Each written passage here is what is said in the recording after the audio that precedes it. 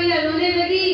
जो गोप थे वहाँ पे, जो ग्वाल थे, वह जाकर के सीढ़ी लेकर के आए, क्योंकि राक्षसी बहुत बड़ी थी।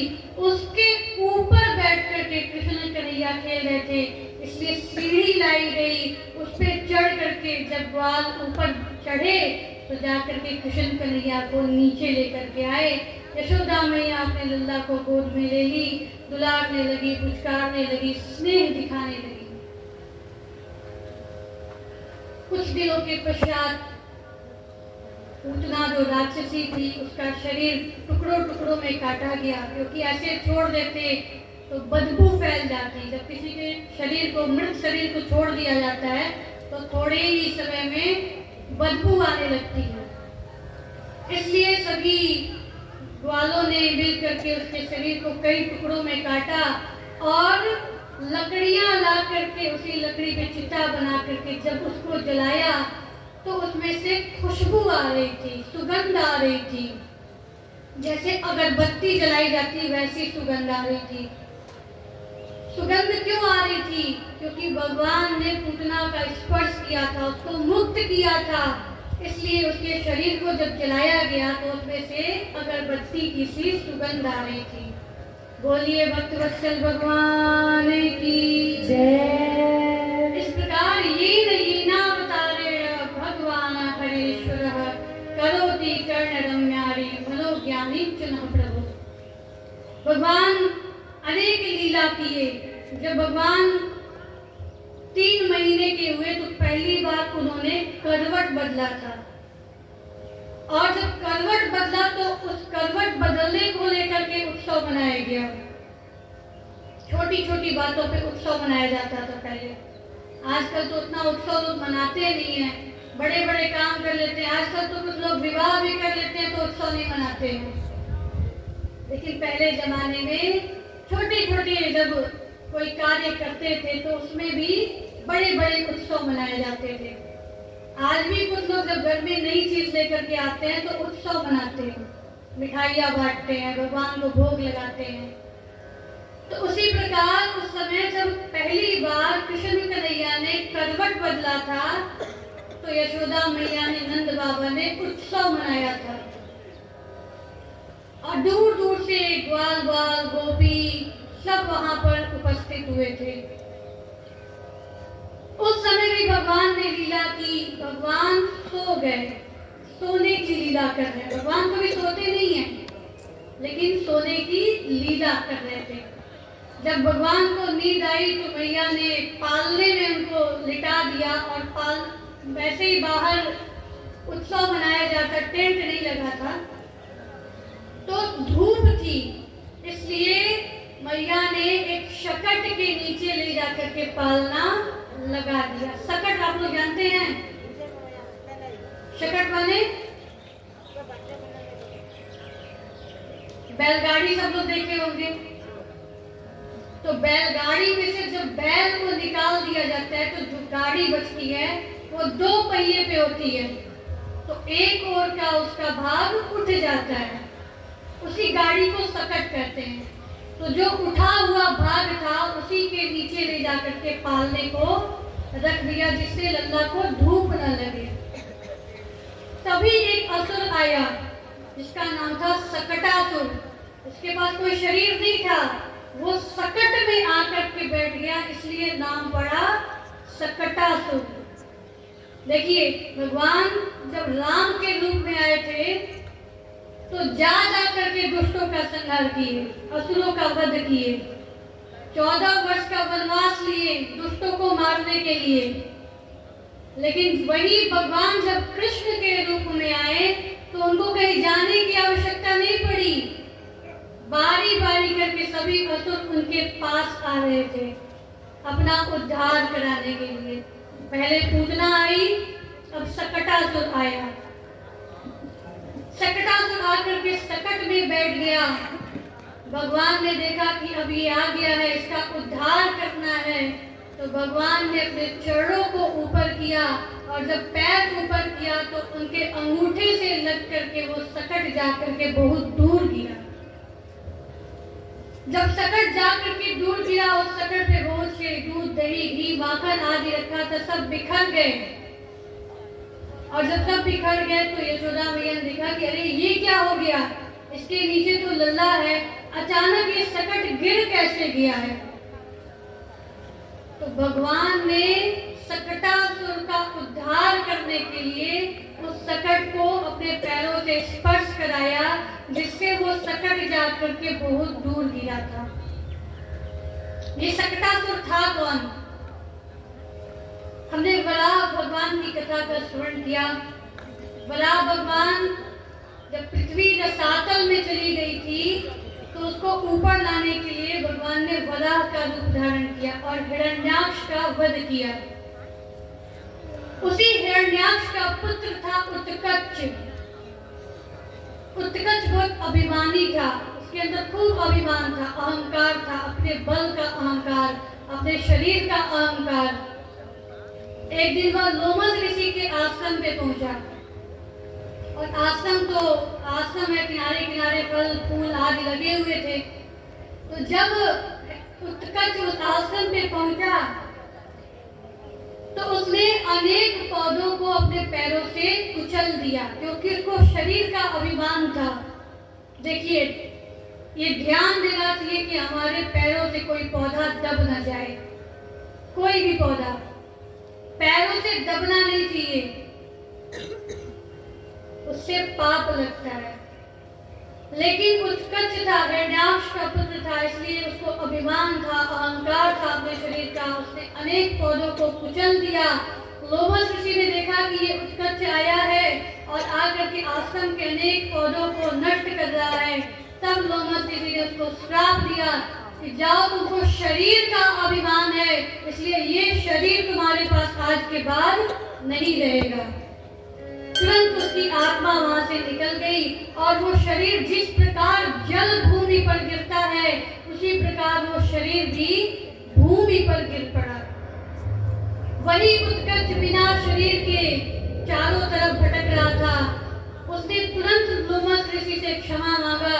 लोमस ऋषि ने कहा कि देखो, तुमको अभिमान था, इसलिए मैंने तुमको श्राप तो दे दिया, अब मैं उस श्राप को वापस नहीं ले सकता, क्योंकि एक बार कोई वचन अगर हमारे मुख से निकल जाए तो उसको हम लोग वापस नहीं ले पाते हैं। इसलिए कहते हैं कि कुछ भी कहिए तो बहुत सोच समझ के कहना चाहिए, किसी से भी, क्योंकि वचन को हम लोग वापस नहीं ले पाएंगे। तो लोमस ऋषि ने श्राप तो दे दिया, लेकिन जब उसने क्षमा मांगा तो लोमस ऋषि ने कहा कि देखो, भगवान जब कृष्ण के रूप में आएंगे तो उनके चरणों का स्पर्श पा करके ही तुम मुक्त होगे। तो वही उत्कच भटकते भटकते जाकर के सकट में बैठ गया, भगवान के चरणों का स्पर्श प्राप्त करके वह मुक्त हुआ। बोलिए भक्तवत्सल भगवान की जय। इसके पश्चात मैया ने देखा कि शकट को अपने आप ले गया। मैया को क्या पता कि इसमें असुर है, असुर को मुक्त करने के लिए भगवान उसके अपने चरणों से उसको ठोकर मारे हैं। मैया को नहीं पता था। मैया ने देखा कि अभी पूतना आई थी और अभी ये घटना घट गई। ऐसे तुम्हारे लल्ला पे बड़े ग्रह चल रहे हैं। जब हम लोग के घर में कुछ उल्टा सीधा होता है तो लोग कहते हैं कि ये ग्रह है, इस ग्रह के कारण ऐसा हो रहा है। तो मैया ने शांति पाठ कराया। वहाँ पे जो ब्राह्मण इकट्ठा हुए थे उन सब से मिल करके निवेदन किया कि आप मेरे लल्ला के लिए शांति पाठ करिए। तब ब्राह्मणों ने शांति पाठ किया। ओम द्यौः शांति अंतरिक्ष शांति पृथ्वी शांति रापः शांति औषधयः शांति वनस्पतयः शांतिर्विश्वदेवा शांतिर्ब्रह्म शांति सर्वगं शांति शांतिरेव शांतिः सामा शांतिरेधिः। ओम शांति शांति शांति। ब्राह्मणों ने मिलकर के शांति पाठ किया। मैया बड़ी प्रसन्न हुई। ब्राह्मणों को खूब सारा दान किया, गौ दान किया, धन दान किया, वस्त्र दान किया। हो गए। कुछ दिनों के पश्चात फिर एक असुर आया। उस असुर का नाम था तृणावर्त और वो बवंडर के रूप में आया था। वो जब आया तो खूब तेज तेज आंधी चलने लगा, धूल उड़ने लगा और देख करके सभी भयभीत हो गए, सबके नेत्र बंद हो गए। इतनी तेज धूल उड़ रही थी।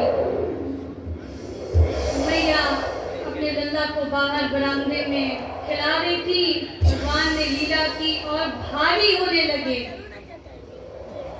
मैया ने अपने लल्ला को भूमि पर बिठा दिया और सोची कि चलिए जरा अंदर से तेल लेकर के आए। तब तक तो वो बवंडर आ गया। मैया अंदर गई हुई थी तेल लाने के लिए। इधर बवंडर गोकुल में प्रवेश किया और जब बवंडर तृणावर्त वहां पहुंचा तो भगवान ने अपना भार बिल्कुल कम कर लिया। उसी आंधी में भगवान भी उड़ने लगे।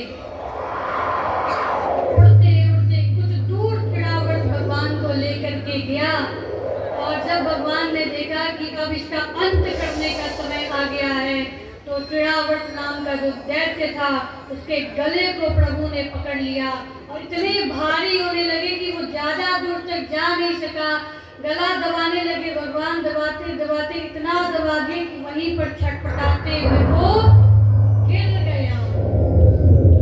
बवंडर शांत हो गया और जब बवंडर शांत हुआ तो मैया दौड़े दौड़े बाहर आई। अपने आप को मलते हुए साफ करते हुए उन्होंने देखा तो उनका लल्ला तो वहां पे था ही नहीं।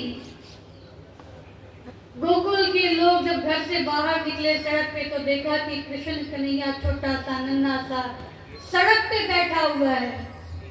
तो गोद में उठा करके लेकर के यशोदा मैया के पास, मैया देखो तुम्हारा लल्ला सड़क पे न जाने कहाँ से पहुंच गया। यशोदा मैया ने अपने लल्ला को गोद में लिया, बुलाने लगी, पुचकारने लगी, स्नेह दिखाने लगी। ऐसे करके बारी बारी अनेक दैत्य अनेक असुर वहां पर आए और बारी बारी भगवान ने सबका उद्धार किया। भगवान जब थोड़े से बड़े हुए तो नंद बाबा ने सोचा कि अब इनका नामकरण करवा देना चाहिए, कोई नाम रख देना चाहिए। अभी तक तो सभी लोग लल्ला मुन्ना ऐसे करके पुकार रहे थे, लेकिन एक रस्म होती है नामकरण की। इसमें नाम रखा था, कुंडली बना करके उसमें जो भी अक्षर होता है उसके अनुसार नामकरण किया जाता है। तो ये भी एक उत्सव ही था। नंद बाबा को पता चला कि गर्गाचार्य जी गोकुल में पधारे हैं। गर्गः पुरोहितो राजन् यदुनां सुमहातपा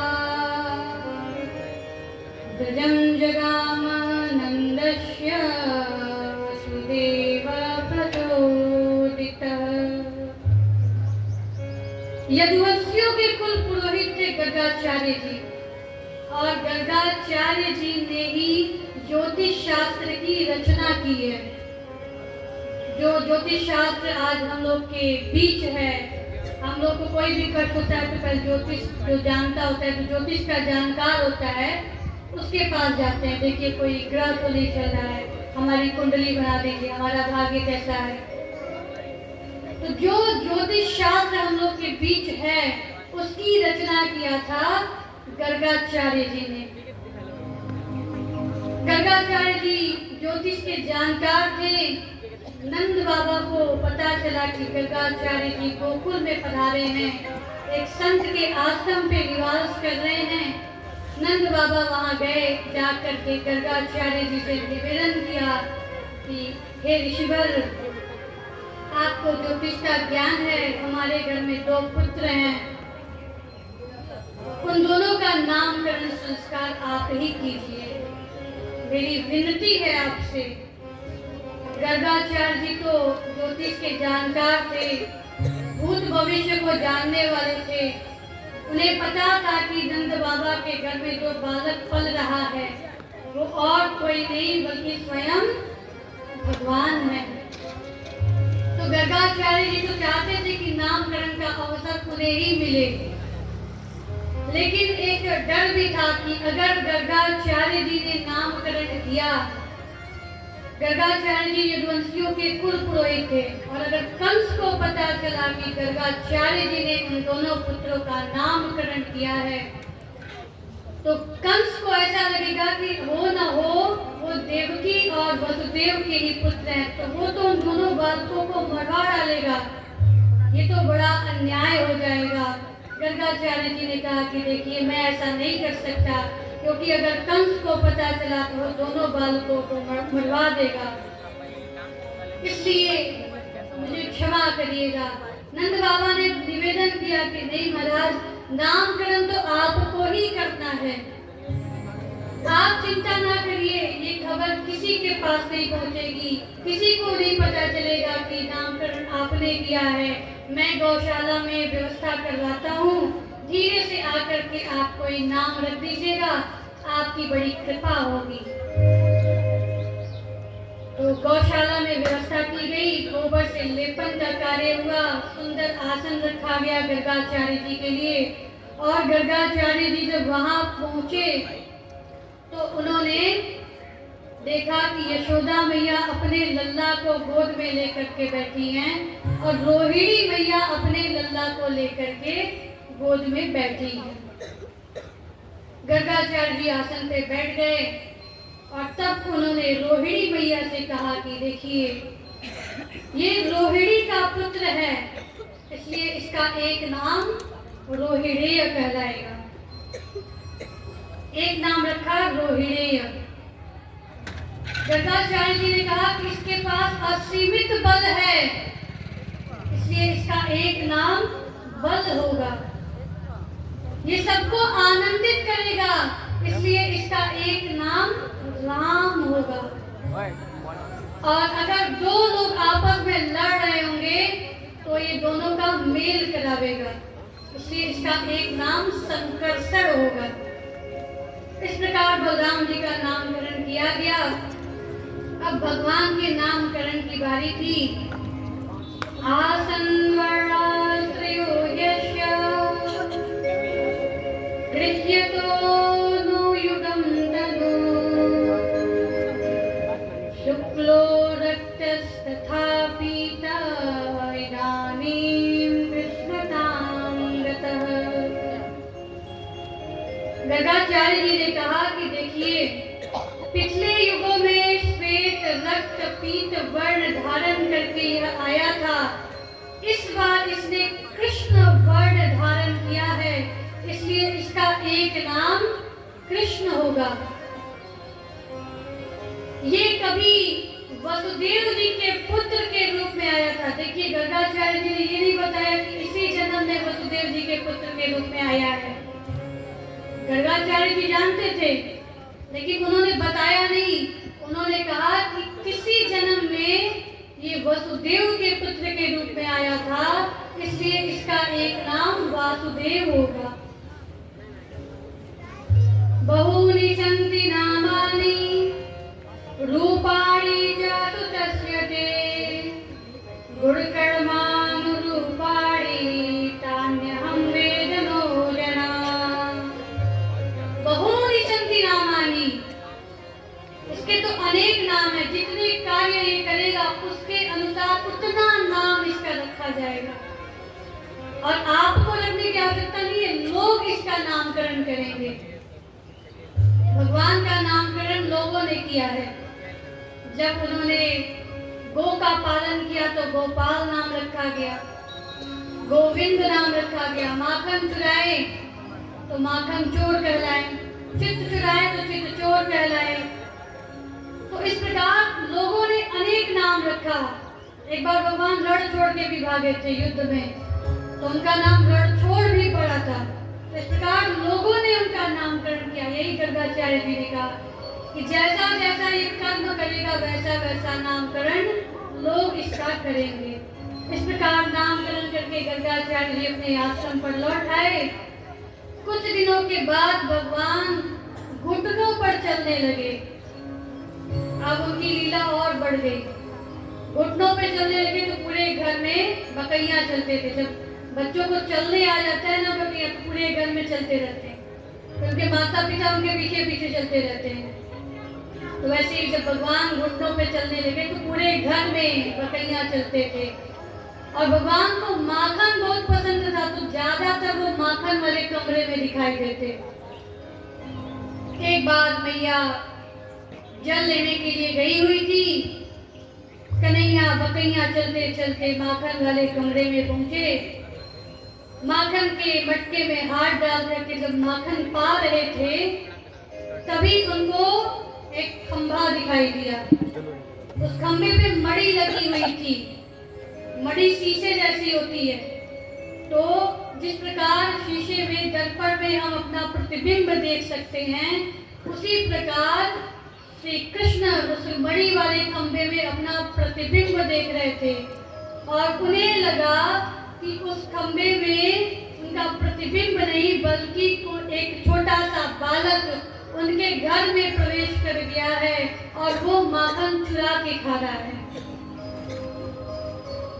जब छोटे बच्चे दर्पण में अपना प्रतिबिंब देखते हैं तो हंसते हैं। उन्हें लगता है दूसरा हंस रहा है तो उसको देख के हंसेंगे, कभी देख के रोने लगते हैं, कभी देख के मुंह बनाते हैं तरह तरह का। उनको बड़ा आनंद आता है। उन्हें लगता है कि कोई दूसरा, उन्हें क्या पता कि उसी का प्रतिबिंब दिखाई दे रहा है।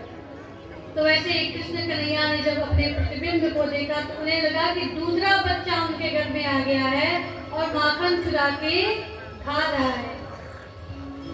उन्होंने जोर से फटकारा, कौन हो तुम? और यहाँ मेरे घर में क्या कर रहे हो? माखन चोरी कर रहे हो?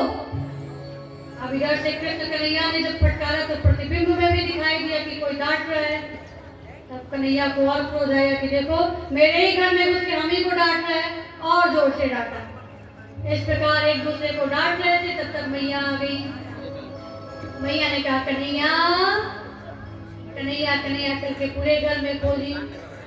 जब माखन वाले कमरे में आई तो कन्हैया ने अपना माखन वाला जो हाथ था उसको पीछे कर लिया और पीछे करके कहा, भैया देखो ये बच्चा, कौन बच्चा तुम्हारे घर में आ गया, माखन चुरा के खा रहा है।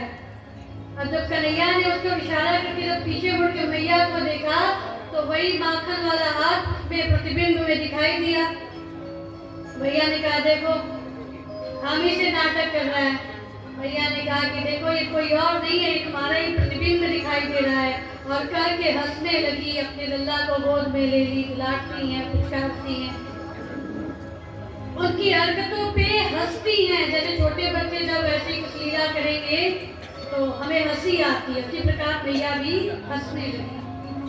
एक बार जब मैया बाहर गई हुई थी तो कन्हैया फिर बकरियां चलते चलते माखन वाले कमरे में पहुंच गए।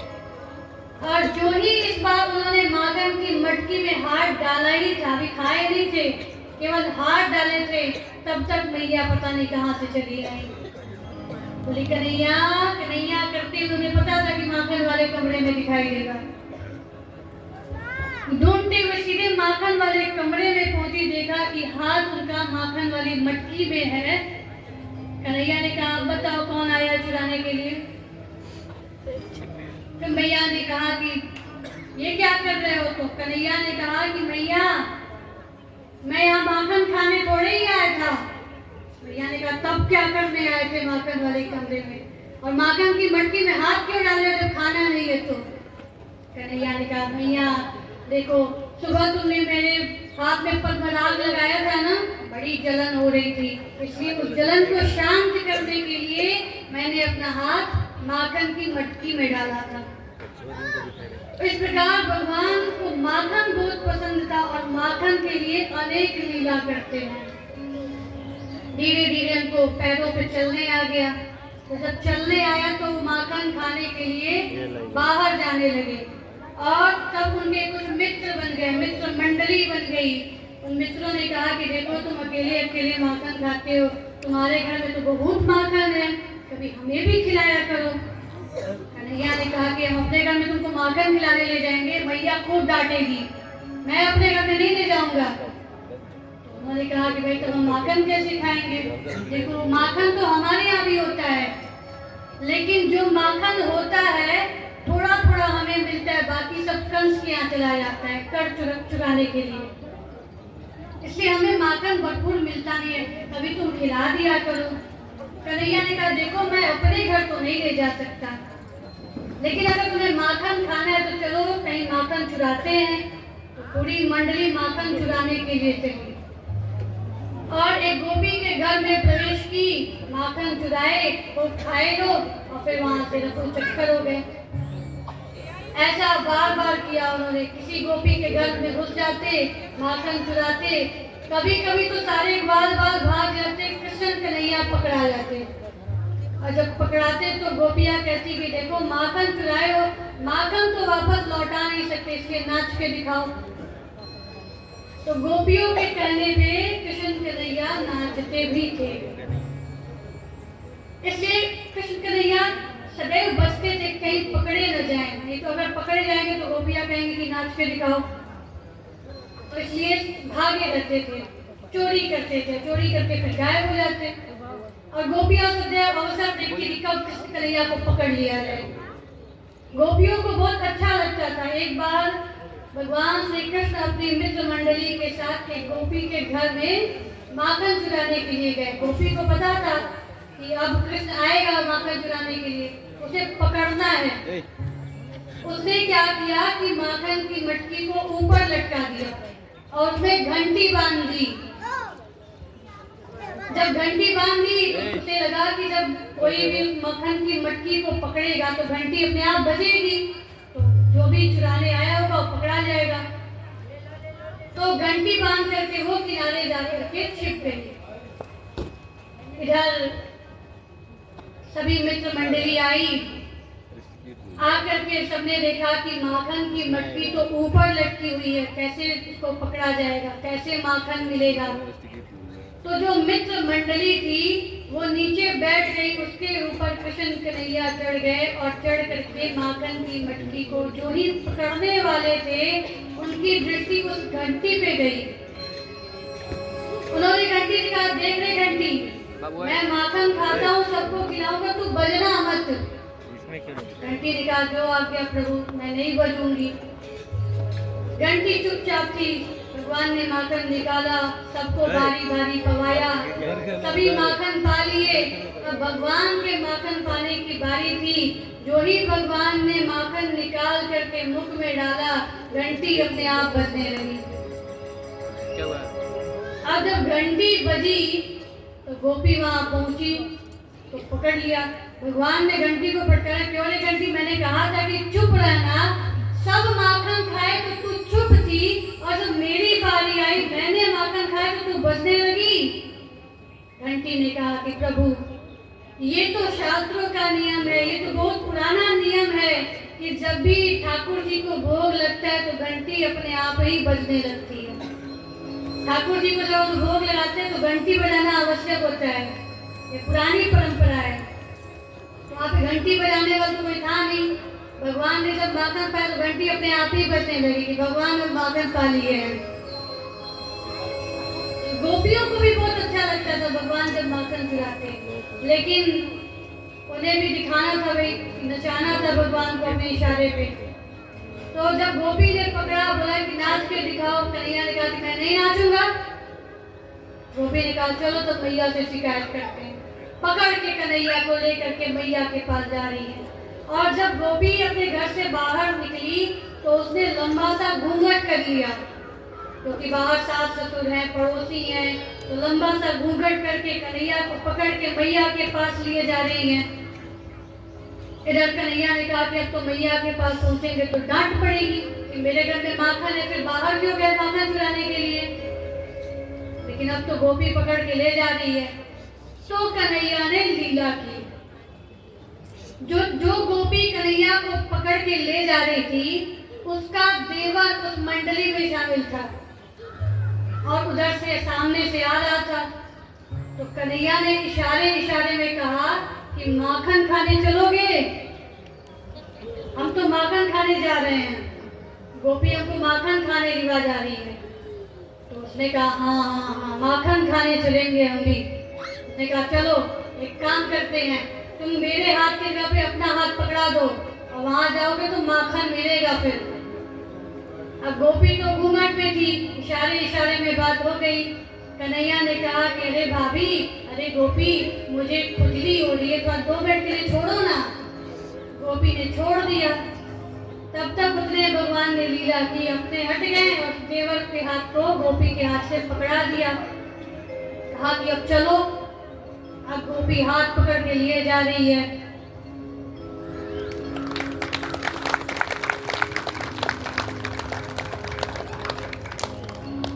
गोपी अपने ही देवर का हाथ पकड़ के लेकर के जा रही थी। उसे पता नहीं था कि इसने किसका हाथ पकड़ा है। और जाके यशोदा मैया के पास जाकर के कहती है, अरे यशोदा कहाँ है? तू बात नहीं मानती थी ना कि तेरा लल्ला चोर है। आज देख मैं पकड़ के लेकर के आई हूँ। अब यशोदा मैया जब बाहर निकल के देखी तो कही है, तू बावली हो गई है, तू देख तो पहले किसको पकड़ के ले आई है। ये मेरा लल्ला थोड़ी है, मेरा लल्ला तो अंदर बैठा है। गोपी ने जब घूंघट उठा के देखा तो उसी का देवर था। अब तो वो शर्मा गई कि अपने ही देवर को पकड़ के ले आ रही है। अब यशोदा मैया ने सुनाना शुरू किया, तुम लोग सदैव मेरे लल्ला के पीछे पड़े रहते हो, मेरे लल्ला को छोड़ते नहीं हो, उसे चोर बताते हो। देख तू बावली हो गई, तू अपने ही देवर को देख करके तुम्हें लगता है कि तू मेरे लल्ला को देख रही है, मेरे कान्हा को देख रही है। वो चोर थोड़े ही है, उसके घर में माखन की कमी थोड़ी है तो तेरे घर माखन चुराने जाएगा। लेकिन उसके बाद भी गोपियाँ चाहती थी कि उनके घर भगवान आवे और माखन चुराए। कुछ गोपी तो ऐसी थी कि अपने घर के बाहर दरवाजे पे ही माखन का कटोरा रख देती थी कि अगर कन्हैया को अंदर आने का मन ना हो तो बाहर से ही मेरे माखन को स्वीकार कर लें। हम लोग भी जब माखन का भोग लगाते हैं, भगवान को, ठाकुर जी को भोग लगाते हैं, तो हमारे अंदर भी यही भाव होता है कि भगवान इसे स्वीकार कर ले। कुछ लोग ऐसे होते हैं कि अगर भगवान लगे उसको पाने, स्वीकार करने लगे तो भोग ही लगाना छोड़ देंगे। कुछ ऐसे भी लोग होते हैं, अगर भगवान उसको पाने लगे, उसका सेवन करने लगे तो बहुत सोच समझ के, कितना 1 दे दे कि 2 दे दे, ऐसा सोच समझ के तो भोग लगाएंगे। लेकिन गोपियों का भाव था कि भगवान आवे, हमारे घर माखन पावे। तो हम भी लोग निवेदन करेंगे भगवान से कि भगवान हमारे घर आवे और हमारे भोग का सेवन करें, उसे प्रसाद बना दें। तो चलिए भजन के माध्यम से भगवान से निवेदन करते हैं। एक दिन तू मेरी गली आ जाना, आ जाना, मेरा भी माखन तू खा जाना। एक दिन तू मेरी गली आ जाना, आ जाना, मेरा भी माखन तू खा जाना। एक दिन तू मेरी गली आ जाना, आ जाना, मेरा भी माखन तू खा जाना। एक दिन तू मेरी गली आ जाना, आ जाना, मेरा भी माखन तू खा जाना। आओ से ताली बजाते हुए।